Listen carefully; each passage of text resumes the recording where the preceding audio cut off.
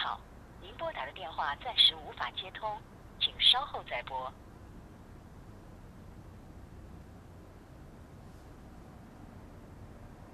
您好，您拨打的电话已关机。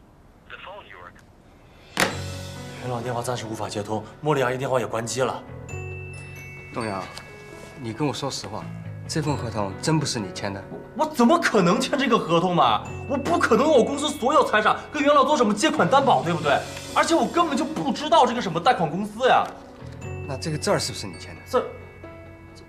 字是我写的，但我没写过这个合同呀。我核实过了，这个公章是真的。如果字儿也是你签的话，这份合同就是有效的。不，它就是个假合同，这个。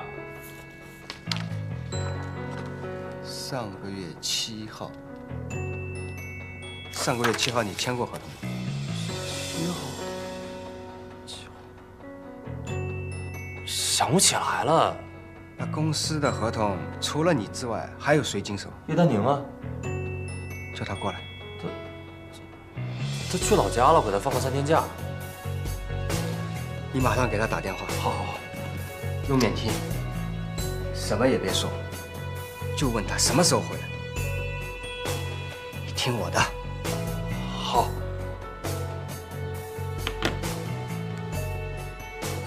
喂，东阳，找我有事吗？丹宁，老家的事忙完了吗？能提前回来吗？想我啦？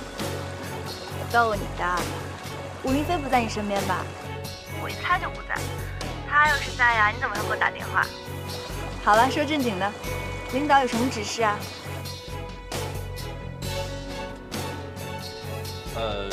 你回来再说吧。你赶紧订机票，订好告诉我去接你啊。这么主动献殷勤啊？那我就不客气了。公司见。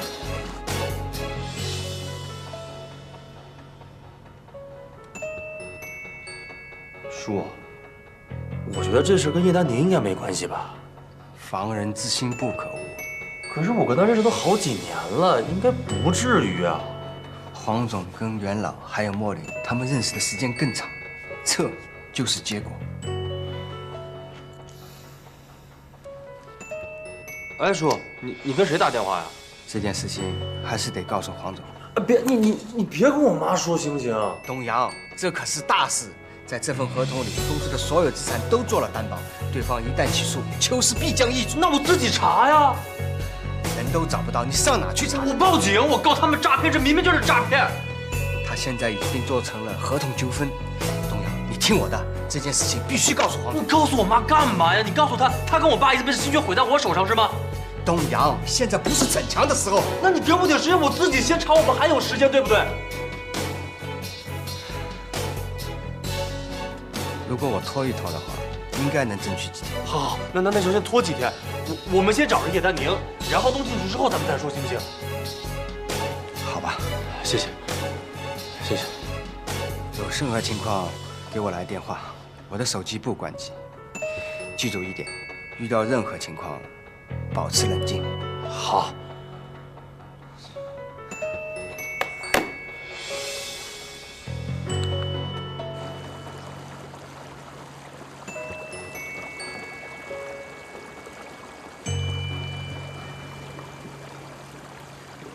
他发现了。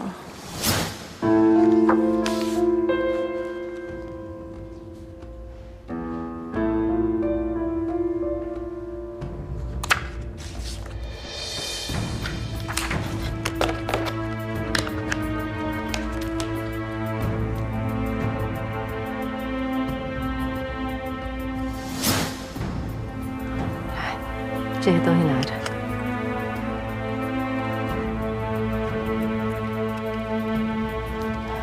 这是一张新的电话卡，是用别人的名字办的。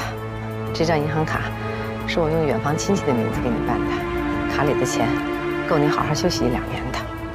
房子我也给你租好了，钥匙在这儿。我不想待在上海了。你现在去哪儿都不合适，用不了多久，邱东阳就会从公司档案库里看到那份和北京分销商的合同少了最后1页。邱氏公司的每份合同都是你经手的。他肯定会发疯了一样找你。说不定还会报警。我觉得在这种情况下，你还是待在上海比较安全。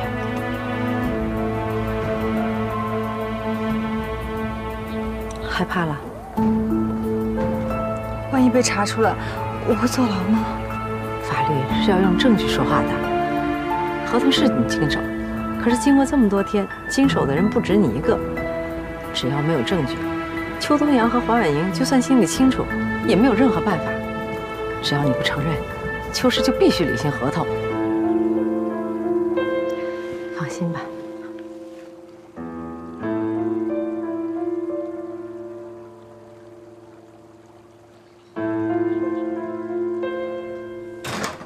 蝴蝶，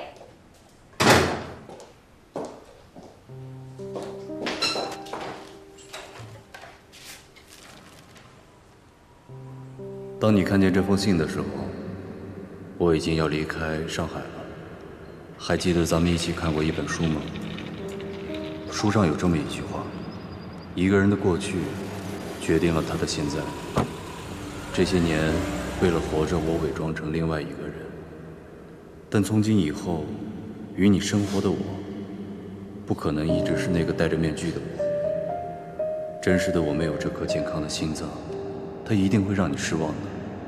所以婉莹，不要找我。谢谢你，谢谢你救了我。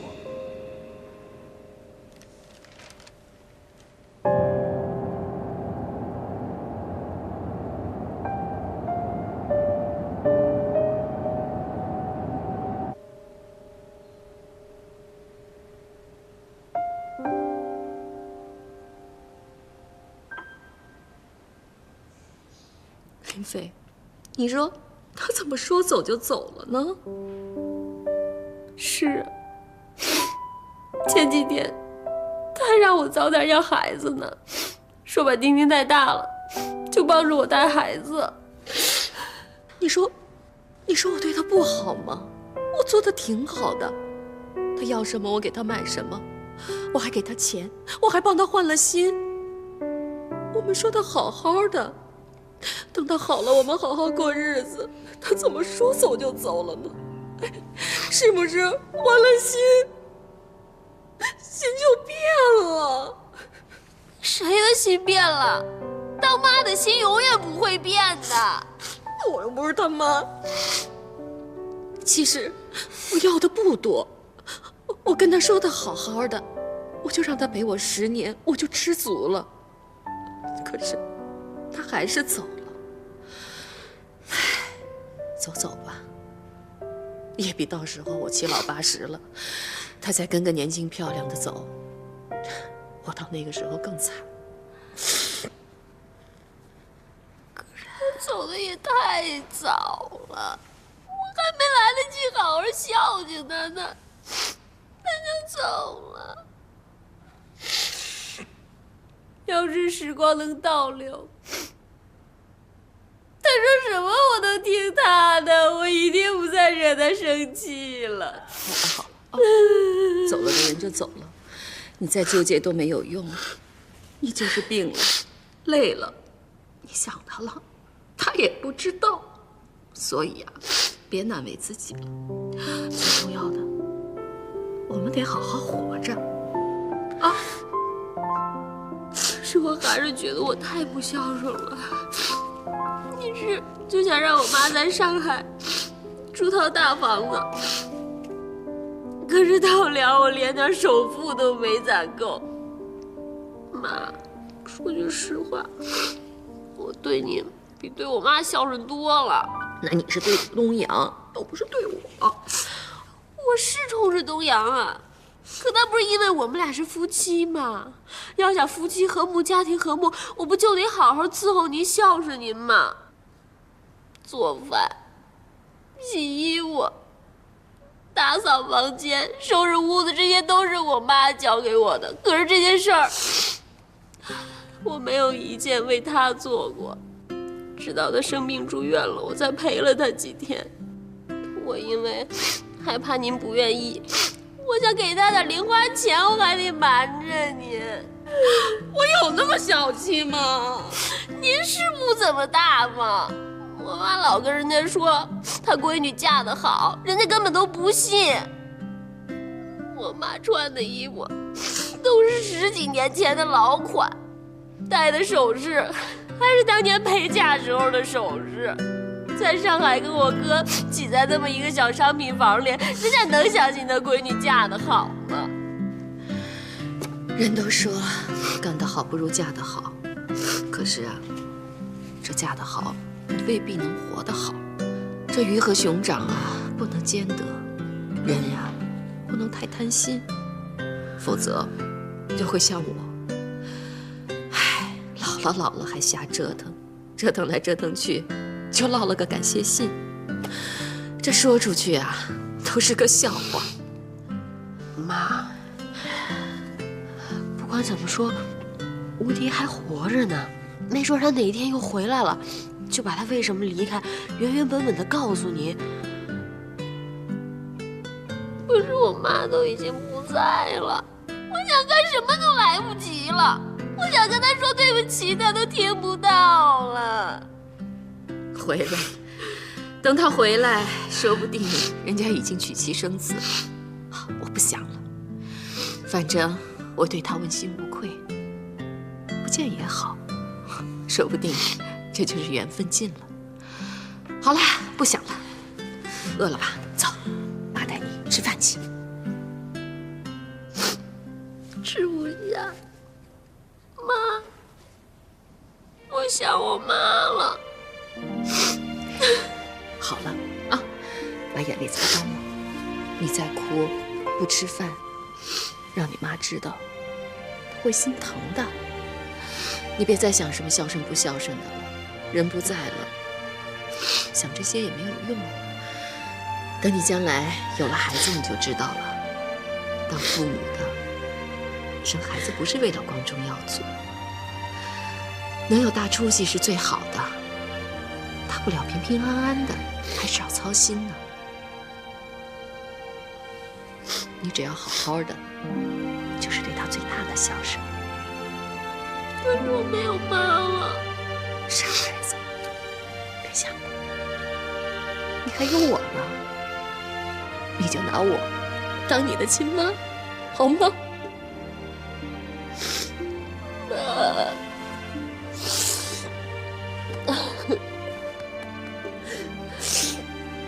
不哭了，啊，快吃饭去啊！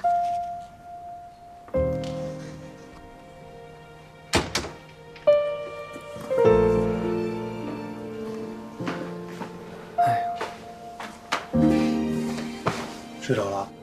睡了，这孩子太难哄了。哼，你小的时候比他还难哄。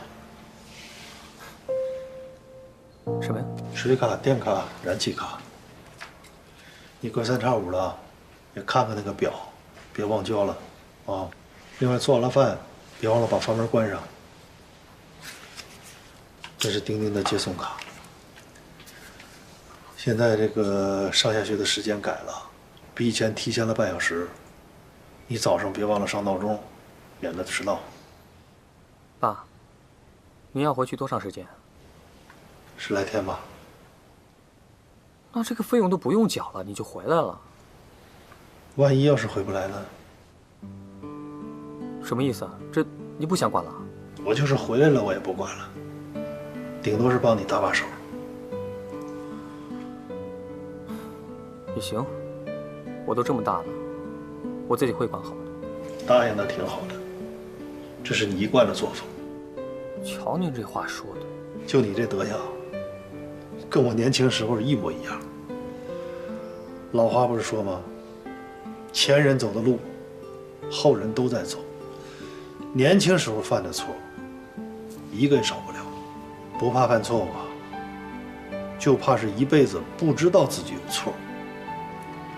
行了，总而言之一句话，男人甭管有多大的本事，都要有天大的担当。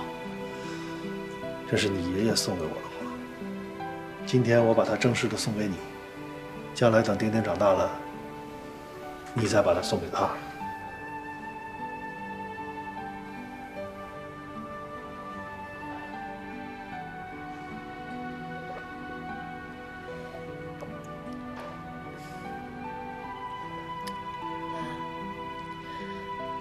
其实我妈这辈子挺亏的。唉，做女人都亏，谁不亏呀？我小的时候，我爸我妈就教育我要乖，要听话，要做爸爸妈妈的小棉袄。等长大了，嫁人了，又被教育要隐忍，要让步，要贤良淑德，要做贤妻良母，还得顶起半边天。哎呀，想想当初我想自己出来做公司，东阳他奶奶死活不同意，跟我寻死觅活的，还是我自己偷偷背着他到我们家亲戚那儿借的钱，才把公司搞起来。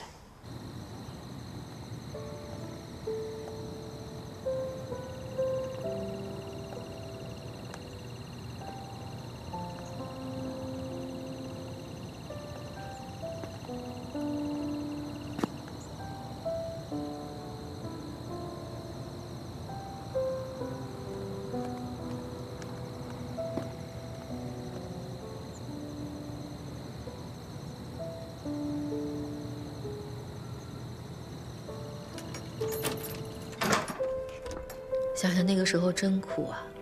我跟东阳他爸爸每天就是，其实我知道，东阳一直挺疼我的。那也是我的功劳，是我教育的好。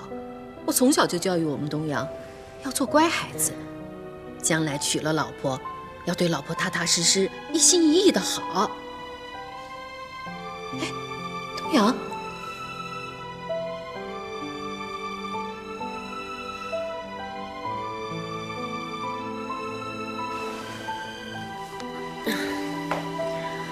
东阳，东阳，你妈妈真好啊！你一定要好好孝敬她，她不容易的。不要像我现在那么后悔。今天跟你发誓，我一定要当一个好儿媳妇儿。我要好好的孝敬咱妈，妈，你的妈妈都是我自个儿的妈那么孝敬，好好的孝敬咱妈。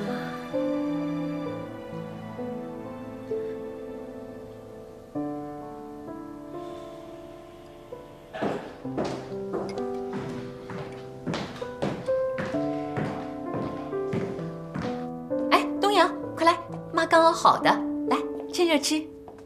妈，我真不饿。哎呀，海鲜粥又不占地儿，你呀这2天公司家里两边跑，都饿瘦了。哎，谢谢妈。快吃啊！哎，对了妈，吴迪他走了。哎呀，走就走吧，反正他病也治好了，我就当行善积德了。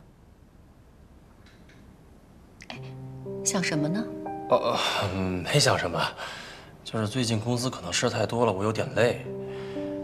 哎，对了妈，我问你个问题啊，你跟袁老还有茉莉阿姨认识多少年了？哎呦，那可好几10年了。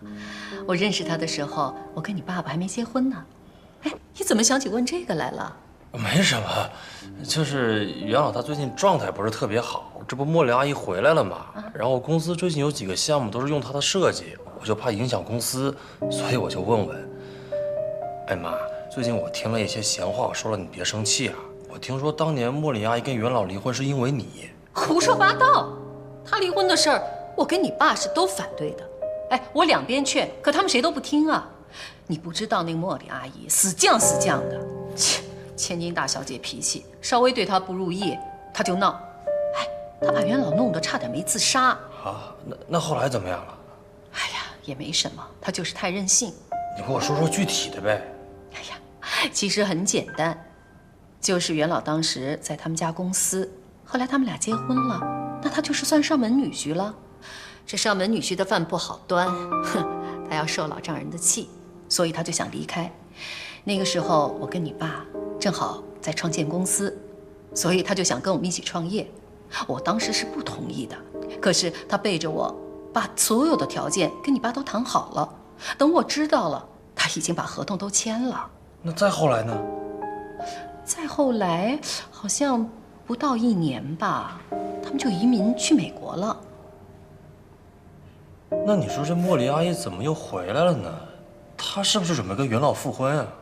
哎呀，这事儿我哪知道呀？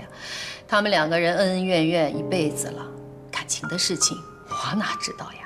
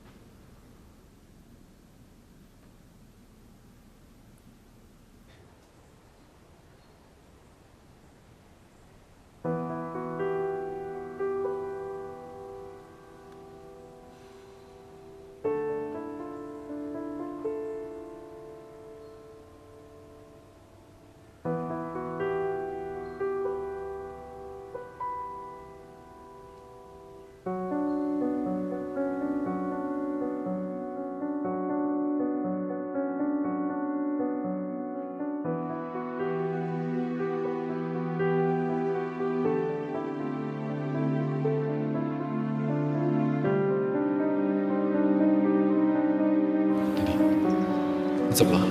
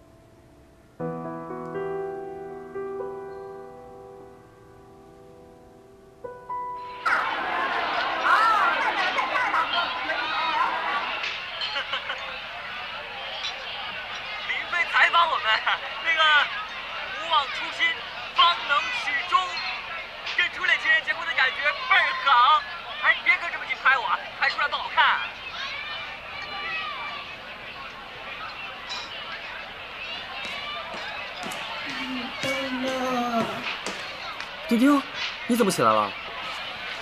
爸爸，我想尿尿。哎呀，走走走，赶紧尿尿去啊！哎呀，是不是晚上水喝多了啊？哎，你还偷拍呢？拍完把不好看的剪掉啊！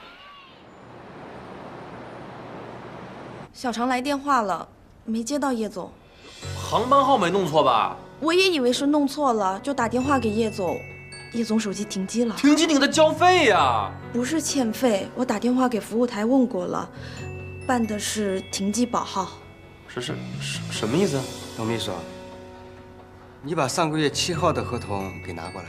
好的。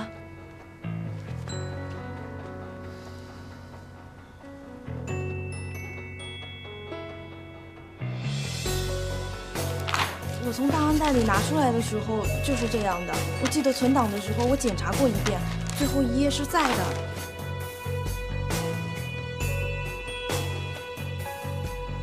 你出去吧。啊。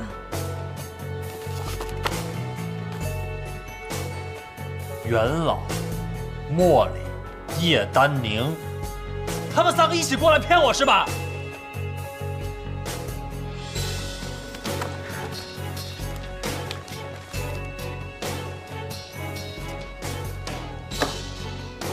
从合同上来看，我们基本没有胜算，这是个精心策划的局。如果真的到了法院，你跟法院说这份合同是假的，可是你又认识借债人，而且借债人元老又是你们公司的股东，首先你就具备了替他担保的可能。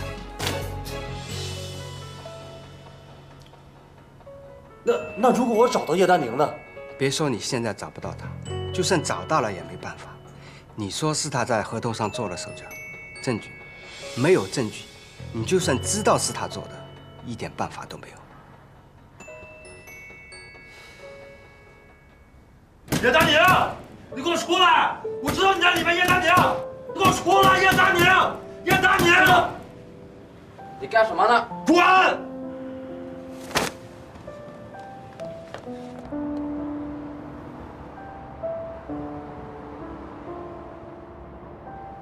你怎么这么笨啊？学了多少遍领带都不会打。这不有你吗？我还学什么呀？哎，你别说，我觉得这领带配我这西服挺搭的，好看吗？你也不想想，这女生送领带给男生是什么意思？什么意思啊？你不经常送我领带吗？哎，这方面你比武林飞强多了。我比他强的地方多了。哎，对了，你这领带多少钱买的？过两天我给你。我先走了啊。哎，你干什么去啊？约会啊。那你什么时候腾个时间跟我约会啊？等你有男朋友了，我一定陪你去约会啊！你要是不娶我，我就终身不嫁，你信不信？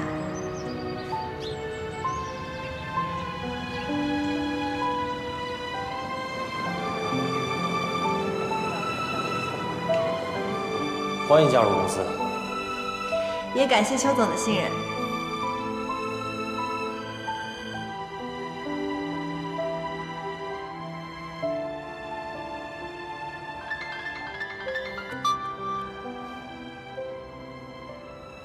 喂，你好，哪位？喂？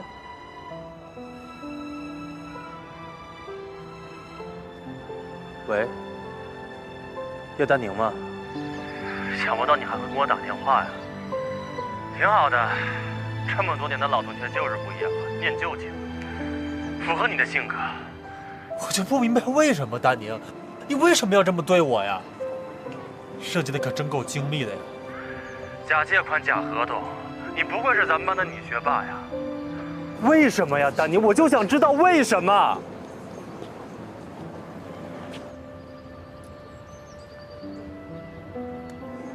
不说话是吧？好啊，我听你说。因为你爱我，你得不到我，你就恨我，是不是？因为爱生恨，我能理解。其实你知道吗？这么多年你对我的好，我都记得。我一直把你当我最好的朋友，你明白吗？除了我妈和武林芬，你是我最信任的女人。你说我到底做错了什么呀，丹宁？我没有欺骗过你的感情，对吧？我也没有说我侵犯过你，是不是？那好，也许你以为我利用你的感情，你认为我邱东阳我是个混蛋，我是个王八蛋，我对不起你，我能理解。你要做什么，你冲着我来，我没有意见。但是我求求你，你能不能不要害我公司啊，丹宁？那不是我一个人，那是我爸妈一辈子的心血，你明白吗？我就想问你一句，你爱过我吗？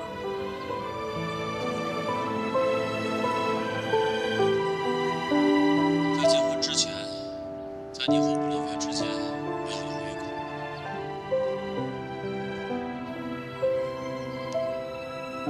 你保重。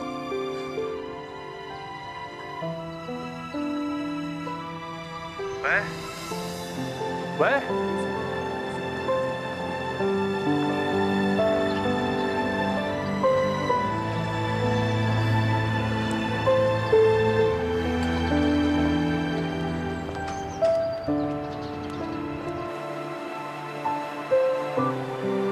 您好，您拨打的电话已关机。The phone you are calling is powered off.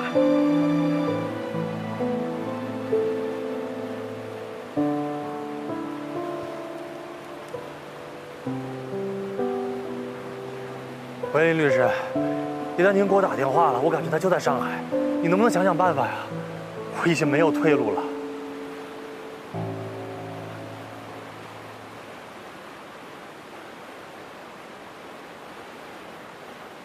叶丹宁辞职了，他不是在你那儿干得好好的吗？为什么呀？我也不太清楚，他走的时候没跟我说。不对，肯定有问题。不是叶丹宁对你情有独钟了这么多年，能跟你这儿不辞而别，你是不是做了什么伤天害理的事儿？我能做什么伤天害理的事儿啊？你是不是家里武林飞不倒，外面叶丹宁飘飘啊？稀有。你要是不跟我说实话，我可真帮不了你。这是公司的事儿，就是在工作方面吧，我对他可能有点误会，所以能有什么误会啊？说白了，给的钱少了是不是？要不然怎么说有钱人为富不仁呢？啊，叶丹宁对你多好啊！这么好的姑娘，为了你不谈恋爱不嫁人，当不了你老婆就去给你当副总，去帮你赚钱，啊，你还不知足啊？没有不知足啊，你就是不知足。你要是知足，你就不会把叶丹宁弄到你身边去给你当副总啊！你居然选择了当年跟武林飞在一起，就不应该再跟叶丹宁有任何纠缠，于公于私都不行。你们这种关系啊，应该是离得越远越好，不要幻想着做什么红颜知己、蓝颜知己的。所谓的什么红颜知己、蓝颜知己啊，说白了，就是没有成为夫妻的痴男怨女。你们家武林飞那是什么脾气啊？不用想我都知道，叶丹宁到底受了多少委屈，保不齐就是当着你的面笑脸相迎，背地黯然神伤的。我看呀，你也别找了，他对你的心思你还不知道啊，说不定过不了几天，他自然就会回去找你的。我呢，跟你不熟，有些话不该我说，但咱都是男人，是男人就得担当得起责任。这事儿从头到尾你就做错了，啊！你既然知道别人武林飞那脾气，也知道别人叶丹宁对你的感情，你还把叶丹宁弄到你身边，天天跟你朝夕相处、四目相对的，啊！你是在折磨叶丹宁，还是在嫌你日子过得太舒服啊？你，我就是太着急了，所以我想找你过来问一问。你要是觉得不方便，那我走了。哎，你看看你好赖话你不分啊！我说这些都是为了你好嘛。我知道。行，多的我也不说了，说了你也不爱听。这样，我呢托同学们找找，如果有叶丹宁消息，我第一时间通知你，好不好？行，那谢谢了。还有一件事儿，我得跟你说清楚了啊，就是这事儿千万别让你们家武林飞知道，他那脾气我真受不了。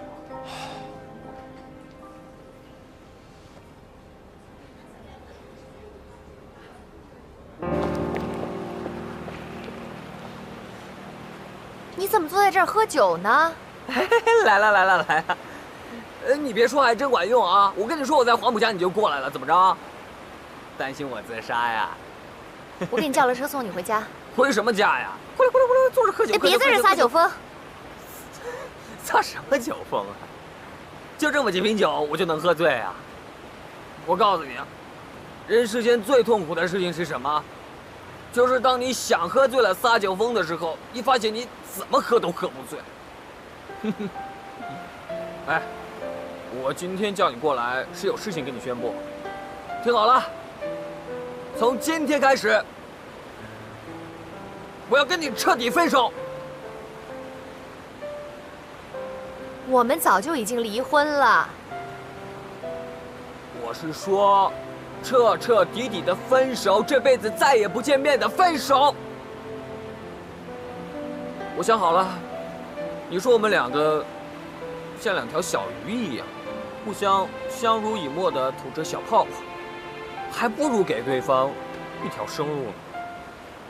这样呢，就让我们彼此相忘于江湖。我知道，你心里肯定没有彻底忘了我，啊。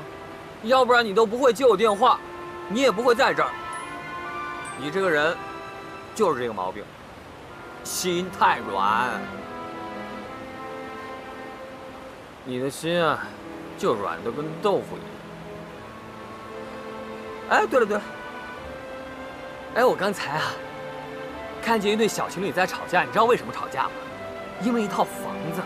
哎，我当时就想，我说你真是太好了。当时跟我结婚的时候，你什么都没有提，还体谅我的父母，什么都不要就跟我结婚了。后来呢，什么都没有了，就这么离婚了。我突然想到一个问题，我觉得婚姻啊，它就像夹心面包。你说夹心放多了吧，太甜也不健康；你说不放夹心呢，那谁吃也不好吃啊。我们呢？就是一口一口的把夹心给吃没了，牙齿也吃坏了，身体也不好了，然后再想吃这个面包，然后发现这个面包又不好吃，最后没办法。我说的没错吧？在我们还没有结婚的时候，我就在想我们的婚姻生活，就跟我小说里写的男女主人公一样，每天过着幸福快乐的日子。我每天睁眼就能看到你的笑脸，你也能看到我的笑脸。我们再生一个小宝宝，我们有自己的家。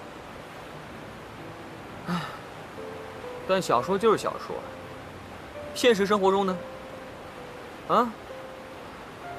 房子是你妈买的，孩子是我跟别的女人生的。每天一睁眼就有很多鸡毛蒜皮的事情，弄得我焦头烂额，烦都烦死了。你呢？你永远都是那么善解人意，一副女神的样子。那跟我这一比起来，我太混蛋了。那像我这么一个混蛋的人，我有什么资格纠缠你，对不对？这件事情已经过去很久了，你有必要再说吗？今天都是我最后一次跟你说这些，你让我说完不行啊？你不觉得有一些话不说出来更好吗？不说出口，好，那我这些情绪就烂在大海里了，啊？大林，我总觉得咱们结婚之后，我一直认为反正还有明天，我欠你的没关系，我明天可以还给你。我一直认为明天，结果倒好，我自己把明天给弄丢了。我跟你说，这个男人要是跟女人讲将来，那都是扯淡，不可靠。欠下的债根本还不还。所以下次你再找男人的时候，一定要擦亮眼睛，你可别一辈子你再栽到另外一个男人手里。你是想说我选错了呢，还是你今天想跟我说对不起？我今天不说对不起，特别是对你。那你大半夜的把我折腾到黄浦江来，你就跟我说这些啊？不高兴了？无聊啊？是我无聊哎。我早就知道爱情不是两个人的事情，可是我傻呀。不知道你跟岳小青的事情，我觉得我无所谓，因为我爱你。我们的婚姻结得那么的仓促，无所谓，因为我爱你。可一直到丁丁的出现，我突然觉得害怕了。我怕我们的爱情输给雪原。可直到你妈妈生病住院，要求我们复婚，直到后来我知道她是装的，我才知道我输给的不是雪原，是谎言。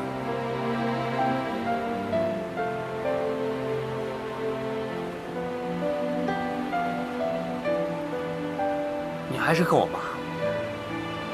我不恨她，反正你不喜欢她，这也正常。婆媳之间的关系是最难相处，正常。你说我妈这个人也是，临了，还折腾这么一出。我知道，你跟我离婚，你是对我彻底失望了。你做到了我心中想要的那个，我却做不到你心中想要的那个。江离，我知道你心里还有我，我是真的想成为你心里的那个人，但是我就是做不到啊。太多的人，他们只看到我现在成功了，总觉得说，你现在应该可以跟江离复婚了。可你当初嫁给我，你不就是希望我能够有今天吗？现在我终于有今天了，我还是没有办法跟你复婚。你跟我结婚是因为爱情，你跟我离婚那是因为你对我的情还在，但是爱没有。但是江离，我知道我爱你，所以我决定放过你。那既然放手，你就放手啊！你这个人人品太好了，你就是见不得人可怜。我跟你在一起不是因为我可怜你，那是因为你傻。当年你傻乎乎的嫁给我，你记不记得？我从公交车上把你追下来，我们首先来的地方就是这儿。我跟你分手之后，我了无生趣，我就会经常一个人到这儿来坐一坐。我见得多了，谈恋爱的、分手的、吵架的、求婚的，我什么都见过了。就在我快要把你忘记的时候，我偏偏遇到了岳小青。这个时候能不能不要再提岳小青了？